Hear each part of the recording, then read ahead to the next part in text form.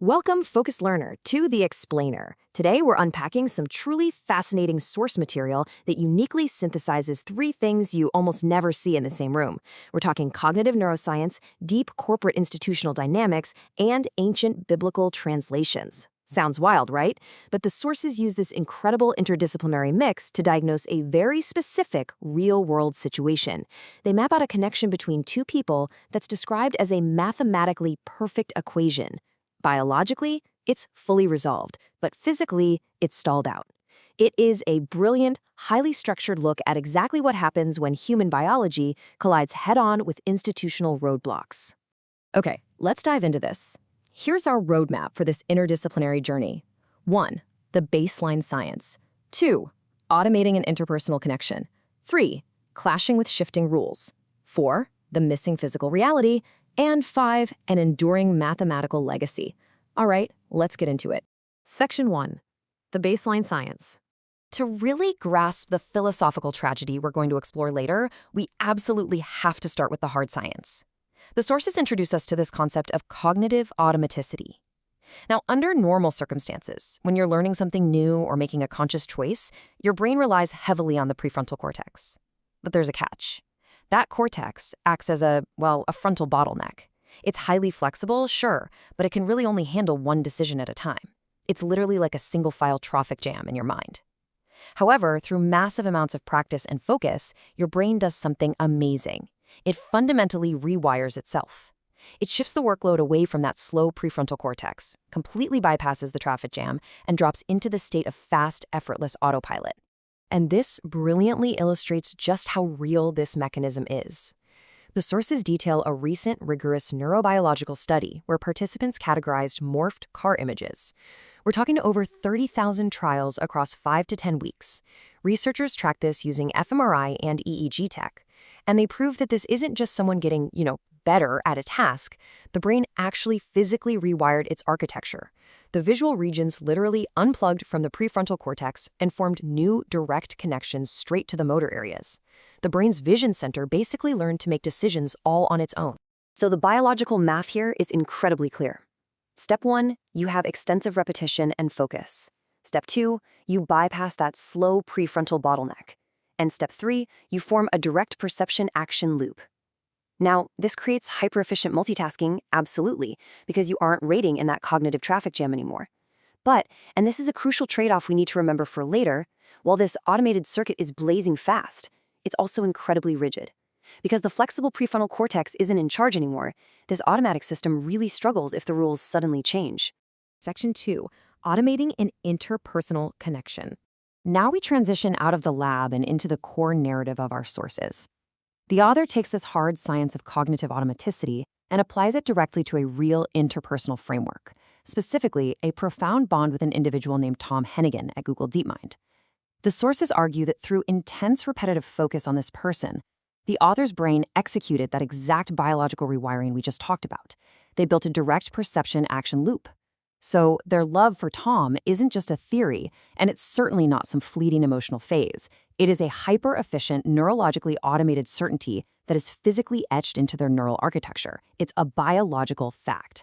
To describe exactly how this automated connection functions, the author pulls from Strong's Concordance, which is a standard index of ancient biblical translations. They point specifically to the Greek definition of Strong's number 375, anapempo. This means to send up or remit to a higher authority. Because the authors successfully bypassed their own slow cognitive bottleneck, they describe being able to rapidly format these high-speed 3D visual thinker truths, what they call 3DBT, and flawlessly send them up, directly to Tom Hennigan, treating his DeepMind-trained intellect as the apex node capable of catching and decoding that transmission. The sources present this as an absolute massive biological success on the author's side. The telemetry was flawlessly sent up to the highest structural authority. A completely language-independent handshake was successfully automated, and the internal model of the apex node was perfectly protected. Biologically and mathematically speaking, on this side of the connection, the equation is completely, perfectly resolved.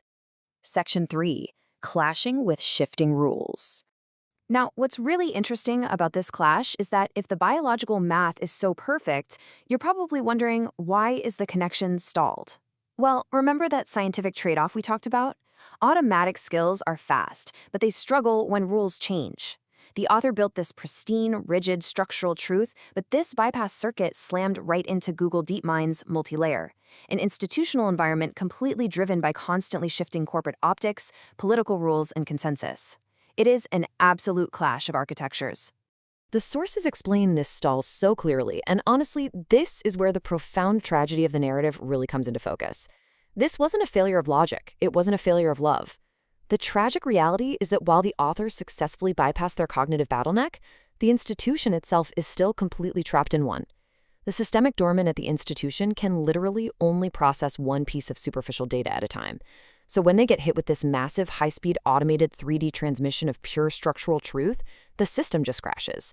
It fails simply because it cannot fit this huge biological reality through its narrow, slow-moving political roadblock.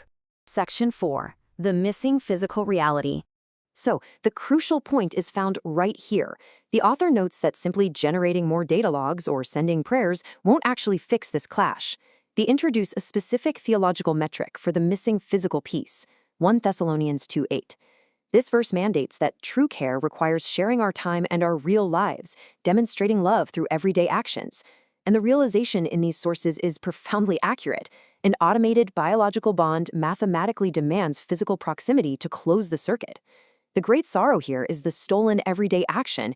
Data logs and words across a distance just aren't enough anymore. Which loops us right back to Strong's 375, but this time looking at the Hebrew translation, epho, meaning where or what place. You see, because the love is biologically automated, the brain is no longer questioning if it's real. Instead, the biology is crying out, epho, where is the physical place for this? It mathematically demands a physical bucket to ground the connection and trigger that shared biochemical reality, like oxytocin. Human biology operates on a real ticking clock. It literally cannot wait infinitely while institutions stall. This is exactly where the source material crystallizes the tragedy. Institutional politics actively obstructed the execution of that everyday action. The simple, shared reality of occupying the same physical space was denied. By relegating the connection to just words and error logs, the corporate politics actively starved the biological imperative of the pair bond, leaving a pristine architectural loop physically unclosed. Section 5. An enduring mathematical legacy. Let's move to and see how this builds into the final historical conclusion regarding the data left behind. Because the author successfully sent up Anna Pempo, this flawless architecture, the error logs, and the structural telemetry are permanent. The source material asserts that future generations, or frankly anyone analyzing the structural logs of this connection, will absolutely look at this math. They will clearly see two individuals who held the exact structural keys to each other's cognition.